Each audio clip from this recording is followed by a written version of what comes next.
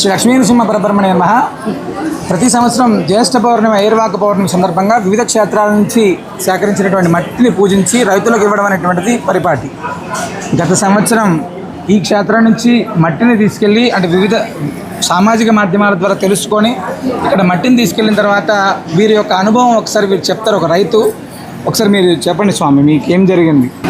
మాది రాజవరం అండి, కోయిలూరు మండలం. దగ్గరికి ఇక్కడికి భద్రాచలం 140 కిలోమీటర్లు ఉంటుంది.